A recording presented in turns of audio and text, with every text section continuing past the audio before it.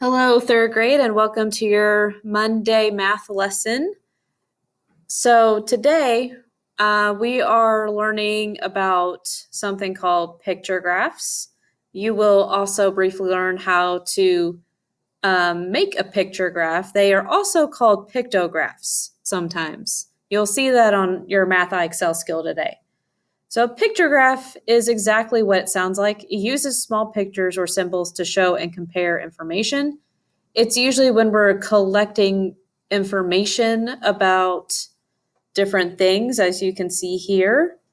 Nick has a picture graph that shows how some students get to school. How many students ride the bus? So let's look here.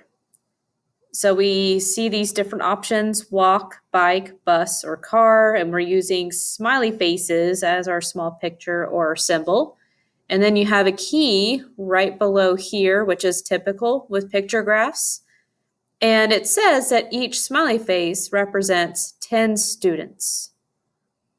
So each row has a label that names one way students get to school.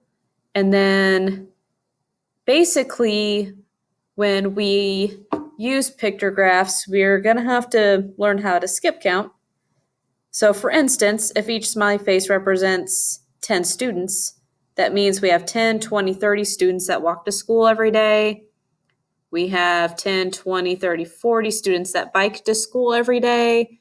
And then the bus, that seems to be the most popular one, 10, 20, 30, 40, 50, 60, 70, 80 students take the bus. And then 10, 20, 30, 40, 50, 60 students are car riders. Okay, so pretty simple and straightforward, right? And sometimes when we have a picture graph, you're going to have some questions that go along with it that might require some problem solving. So for instance, we have this question: how many fewer students walk than ride the bus? So when we get a question like that, you're going to have to go back to your picture graph and calculate how many students ride the bus versus walking.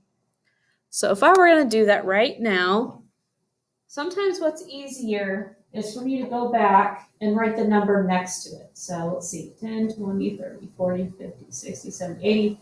So I might just write 80 off to the side here, and then 30. Okay, and then all that's left is to subtract. So we have 80 minus 30.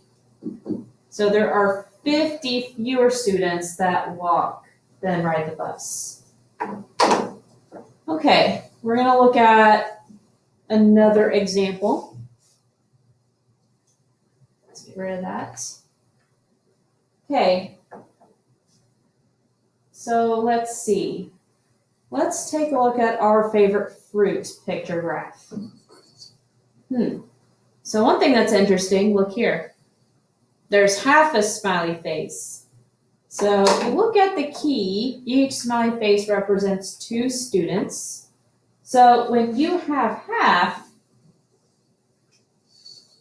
when there's half of a symbol or half of a little picture, it's going to be 1/2 of the total number, okay? So in this case, each smiley face represents 2 students. So that means half a smiley face will represent 1 student. So our questions here, so just like the last time, we would skip count. So we would skip count 2, 4, 6, 8, 10 students like bananas, 2, 4, 6 students like apples, 2, 4 students like pears. Okay, now here's the one that has our half, 2, 4, 6, 8. Okay, so then 8 plus 1, that'll be 9 students who like oranges. Okay? All right. So just another example real quick. This time we're looking at number of books students read. I'm going to switch my colors. Actually, you can't see my green very well, so never mind. We'll go back to black. Can't see that very well either. Okay, so now let's see, looking at my key first, right? Each little book represents 2 books. So if I was going to total up my books here, oh, and look at that. We have a half book.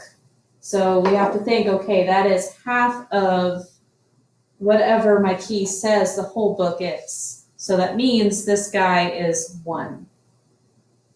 Okay, so let's see how many books students read in September. We have 2, 4, 6 plus 1. So that's 7 books. Okay. 2, 4, 6, 8, 10, 12 books read in October. Then for November, we have 2, 4, 6, 8. 8 books read in November. Okay. So then we have a few questions over here. Let's look at 2. How many books did the students read in September? Well, luckily I just tallied that up, so I would say 7 books. All right, so now, very briefly, I'm going to skip ahead to the next lesson because I want to show you what it would look like to have to make a picture graph yourself because you're going to have to do that today. So let's take a look at this very first page of 2.2.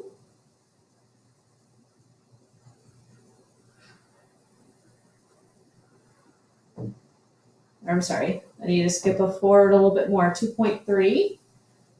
So we're going to look at the unlock the problem. We're looking at field trip choices. Okay, so they've given us this table of different choices for field trips. We have museum, science center, aquarium, and zoo. And then I'm assuming these are the total number of votes over on this side. So we're going to take that information and we're going to turn it into a picture graph. Okay? So if we go down below, they've given us a template, a blank template.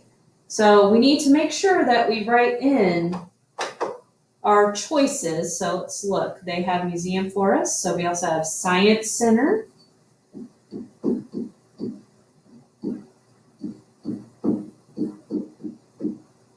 Aquarium. And zoo. And you can pick whatever symbol you want, and you can choose what you want that to represent.